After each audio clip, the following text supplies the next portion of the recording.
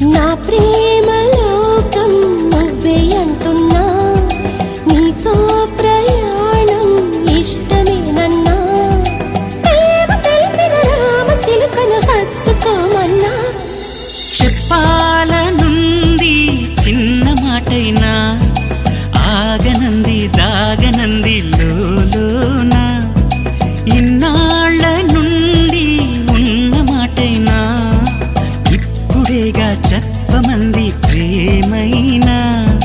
పెదవి కదిలించుకో, మనసే వినిపించుకో, పరదా తొలగించు కొంతైనా.